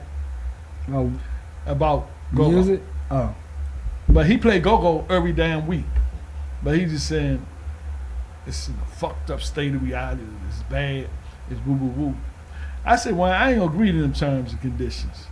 Because if you making money off of it, and you doing it, and that's your genre of music, Now I think that's wrong. and that's your genre of music, clean up your mouth when you're talking about music. That's wrong though. Because if I'm an entity and you talking bad about me, I'm not gonna bless you. You ever sit back and wonder why some people in music, they get up and go play and pack a stadium, right? And some people got love for music and can't get a fan base, right? It's the perspective of music. You gotta treat it like it's a living entity. That water we drink is a living entity. Yeah. That sound therapy I was just telling you about. Energy, everything is energy. And energy can never be destroyed. It only can be reinvented, be put out over again. Right? Yeah. Let me say so, this, though. So I'm looking at things different. And you'll never hear me talk bad about the music. Now I might talk bad about some of the people in the genre. Right. Like I told you, I say them clubs did what they supposed to do. The people, they did what they supposed to do, but the clubs gonna disappear, the people gonna disappear, but that music ain't going nowhere. And it just be reinvented. Let me add this, Ghost. I agree with you, but I think that this is a very good platform for people to hear us from the perspective of us all being involved with music as artists and sound guys and engineers and all that. Because some people don't realize that as artists, we care about the music that we do, whether it's original or covers or whatever, for them to enjoy it. But I think they also need to understand that why we do it is because why we want to do it, not just to please them. Although it does please most, but it's something that we It's have. therapy. Yeah. Music is the therapy too. Yeah, it ain't just because we performing in front of you. It ain't just for you. It's can, for us you also. can sit down and write a song that you don't went through something Yeah. to clear your stress out, and then you got it on paper. But millions of people can listen to that same song And get it the help same them. result. Right. Yeah. So I want to ask him this because we got like a couple of minutes. I'm just gonna ask you some few questions, and you just give me your take. Okay. And I'm talking about it could be in go-go or outside go-go, but who was your number one drummer? My number one drummer. Today or Today. there's so many good ones. At least one. Ooh, I have to go with Chops or Chris from Mature Clientele. Okay. And why? Because he's the full package. He's taken what he's learned over the years and he's taken it to another level, and he's an all-around percussionist as well. All right. Who was your number one Congo player? That changed every week. But if I would have to pick one on the spot today, it would have to be Rock and Roll. Okay. Who is your number one bass player?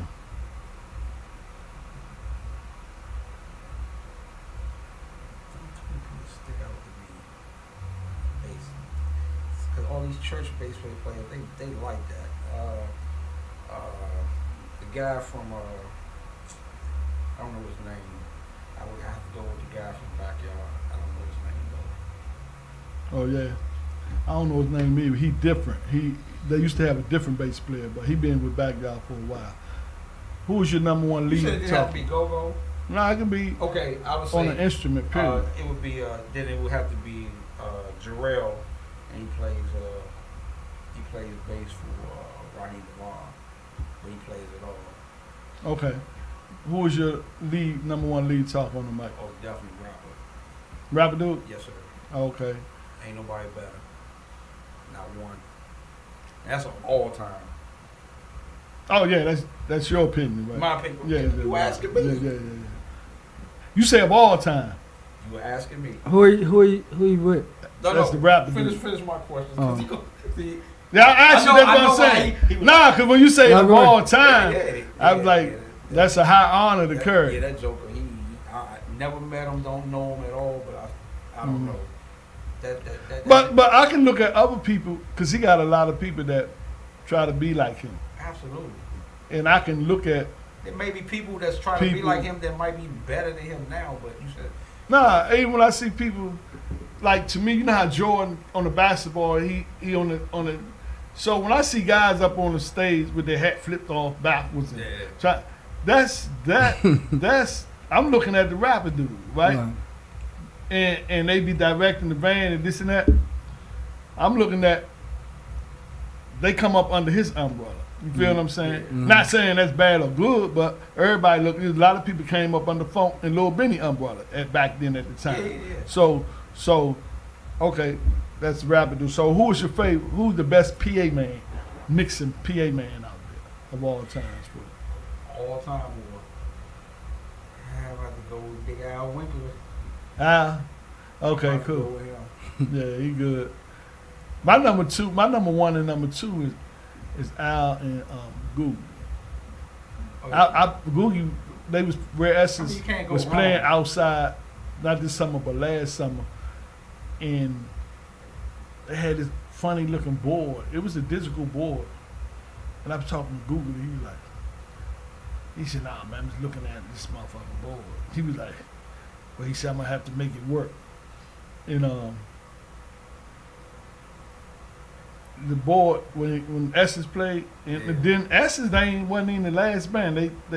There's the lady, they was from Atlanta. I can't think of her name. Her and her husband, they came here to play. Like after them. Yeah, but all the youngest left, but the older people stayed. And I knew the lady from the internet, but when I was seeing them, I didn't. No. it was her because I was backstage with him. I took some pictures with him, and then when I got home, I said and I looked it up in the Woodshed, and I was like, damn. And she just won a Grammy in 2025. Avery Sunshine. Avery Sunshine. Yeah. It was her. Yeah. And I was like, damn, I missed a good opportunity. I But remember the name. yeah, Avery Sunshine. And she just won a Grammy. So they just say, damn, Ghost, you were just backstage talking to her and she won a Grammy. You writing songs, anybody capable of winning a Grammy if you got the right music at the right time. You feel me? So, yeah, so that's all our time, really. We can go over, but I just wanted to ask you a few things, but it was a good interview. Yeah. You did good. All right. We be on the phone sometimes going back and forth. Right. He was on good behavior today, y'all. Yeah. We turned like a 20-minute conversation into about 3-4 hours. Yeah, man, going back and forth. But that's all good. Like I say, me and Nico talk like that What I too. learned, the thing is, I always tell people my knowledge, especially when it comes to go-go, starts about 85 and up. So I'm not going to try to talk before that. I'd rather get it from the people that was actually there and know it. You know what I mean? Just to be authentic. And then I'm not going to take his story and then turn it into mine and talk like Who was the best band, go-go band out here you like? Your go-go band and then the R&B band. Okay. The best go-go band in my opinion, but I don't necessarily like them, is Junkyard. Like, how do you say the best, but you don't necessarily like it?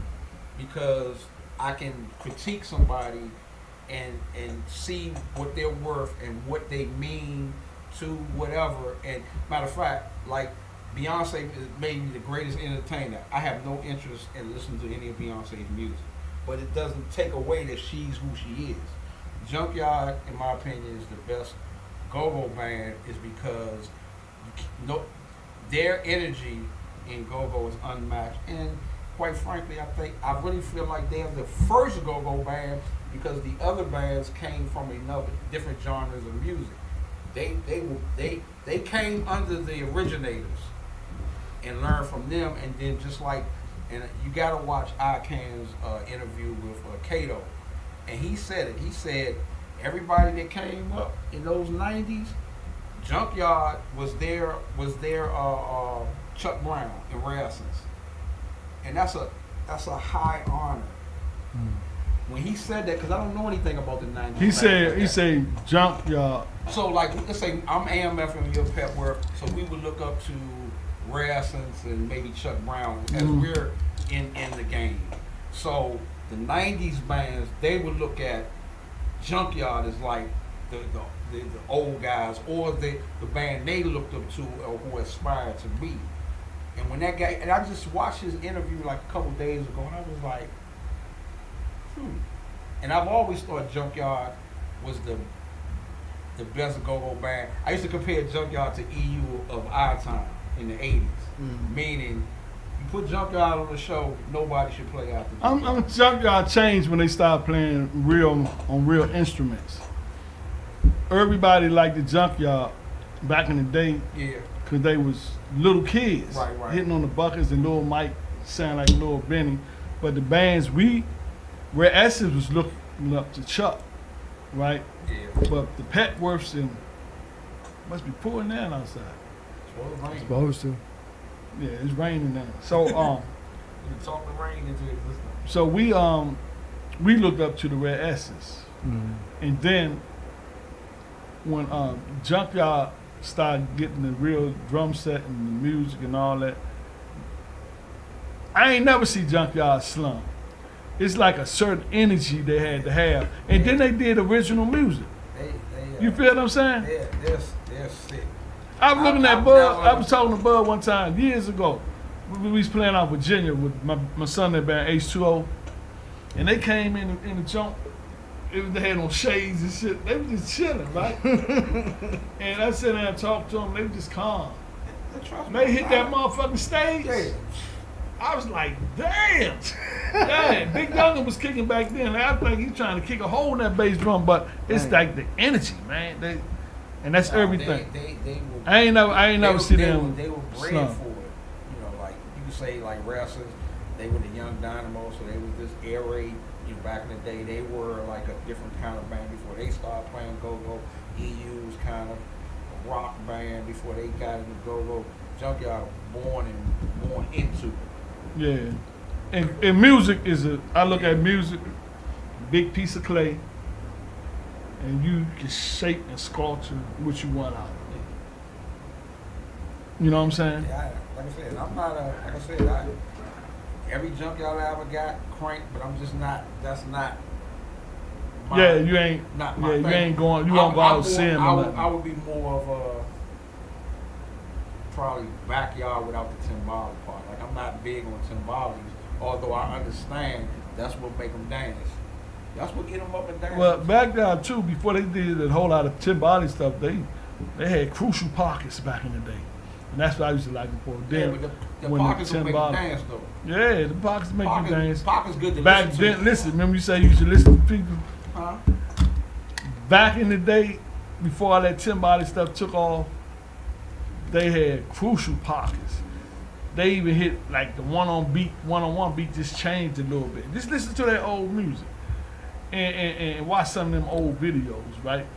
I got all this. Bugs like You know, you sit next and to sauce. Yeah, that's why I don't know why you saying that.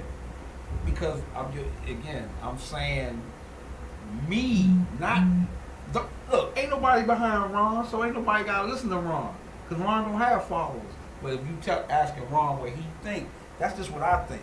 Right. Again, when I came back to the area in 05, and I remember I had linked back up with Shorty Dud, and we went up to I think 2K9, and he already know I can't stand timbales. So I'm going up there to hear Mickey play a pocket. So I get up 2K9 and they start off, they play a pocket or whatever. As soon as them timbales got to going, I'm saying 2,000 people in the 2K9 party all night. And so what I'm saying is, I don't have to like it, but guess what? I'm saying 2,000 people party to them timbales. I may not like bounce beat, but I did security with a friend at a little club, a bounce beat band. I think her brother was playing the bounce beat. She asked me to help her do security. And never seen a bounce beat band in my life. And so I'm at the door. So I said, let me go in here and see what this is all about, because they kept coming in. It was packed. I go inside and I see it looked like a old school rave. And I mean, it was kids partying like no other. Yeah, I'm gonna tell you something. You don't know if you knew. The open hi-hats and the timbales brings a high frequency.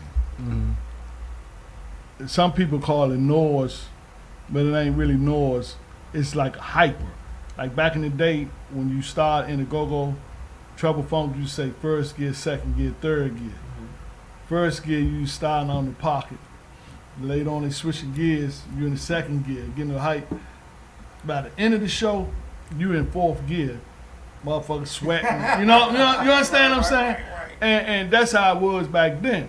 So the open hi-hats and timbales is fourth gear. Yeah. So with all that being said, man, tell the people where they can find you at. Tell them about what's the name of your sound company. I asked you that the other day, you didn't ever tell me. Or do you have a Nah, name? well, see, mine is like I have my own sound company like that, but it's only for selective people. So I don't really advertise. So what he's saying, I'm gonna break down what he's saying. No, I'll tell you. Let me tell it. All right, go ahead. You'll be back next week. I ain't coming back next week. Right. Unless you tell me to come back. Go ahead. I do not do sound for go-go bands. The only bands you'll see me doing sound that play go-go is just people I actually know personally. Right. Last minute thing, and the only band that ever stiffed me, been paying me, was a go-go band. And I did it last minute for a friend. Go-go bands, don't call me, you don't need to know me. People, they know me by word of mouth, or they can text me, Ron, I need you, good. So you don't need to know that. But I do have a sound, because it was for my band. I have a jazz band. And so I don't have to pay for sound, this, that, and the other thing. But you know, if I know you, I'll do it. Guess what? Last minute, a lot of times I know a lot of engineers when they can't do gigs, they'll ask me, can I do a gig because they have double booked or something like that. Right.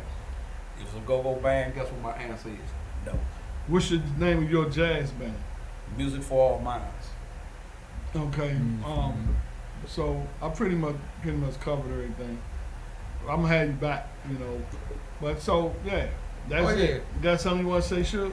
Just as always, man, spread peace and love. Get your frequency up. Peace and love on somebody today, even if somebody haven't loved on you yet. I learned a lot from Ghost today. Oh, okay, Yeah. thank you. Yeah. And what we is, you know why? Cause he listening. He listen. And he didn't want to go hard like we be on the phone. Right. Yeah. You know. If we go hard like we go on the phone like that, I think Yeah. somebody be at that door. I had no security. I had no security to walk me to my car. So My wife would walk through the jump and be like, everything all right? Everything all right, we good. Right. But we gonna go off air and I'm gonna go ahead and listen to some of this Black Alley while we breaking down. Y'all be good. Y'all have a good, strong end. Peace. And we'll see you next week or week after next. We got the next. Week after next. We got the next. And he canceled his show for the 27th. It's gonna be on October the 4th. Yeah, It's Peace and Love Fest. Yeah, Peace and Love Fest, Saturday, October the 4th, 13th in Potomac Avenue, Southeast. All right. We got one check us out, bro. I might go to car. I might need you one day. On a man code, give him info, no info. Do my dance look like the end zone. That's a touchdown. I'm up now. Set the score, did get it bust down. Talking diamonds, need chunks now. The buck came in, that's us round. That's KC, BA, 4K, AC. You see the team on your TV or that big stage, need 6 feet. See the team on your TV or that big stage, need 6 feet. Every time you see me, I be on my shit. You can't trick me, never stress me when I'm with my clique. You town know the sound Black Alley in. This big pound for pound, round for round, you gon' feel this.